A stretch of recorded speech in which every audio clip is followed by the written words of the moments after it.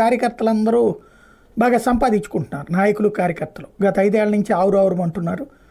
ఇప్పుడు విపరీతంగా సంపాదించుకుంటున్నారు. వీళ్ళు వెల్ సెటిల్ అయ్యేటటువంటి ప్రయత్నంలో ఉన్నారు.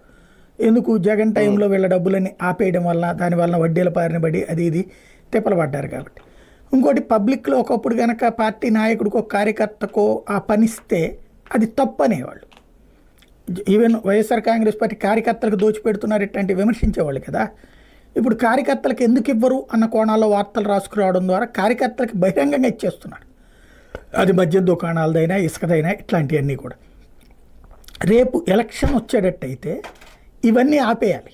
ఆపేసి మళ్ళీ కార్యకర్తలకు కాకుండా జనం తినేటట్టు, అట్లాగే ఈ సంక్షేమ పథకాలు ఇచ్చేటట్టు చేసుకురావాలి.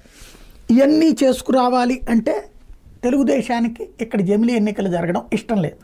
లాస్ట్ 2 ఇయర్స్లో లేదా లాస్ట్ 1 ఇయర్లో ఇవన్నీ అమలు చేసి ఇదిగో మేము మాట తప్పలేదు అని చెప్పే ప్రయత్నం దానికి ఉంది.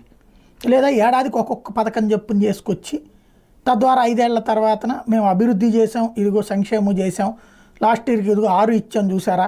వాళ్ళు మాట దబాయించడంలో స్పెషలిస్ట్. ఇప్పుడు రైతు రుణమాఫీ చేసిన ఏకైక పార్టీ మేమే అని చెప్తుంటారు ఆయన. అట్లాగే డ్వాక్రా రుణమాఫీ చేసిన ఏకైక పార్టీ మేమే అంటారు. జరిగినాయి అప్పుడు, కానీ ఆ మాటనే పదే పదే మాట్లాడతారు. అట్లాగే రేపైనా మాట్లాడేస్తారు. ఈవెన్ మీడియా కూడా అవును కదా అంటే చివరి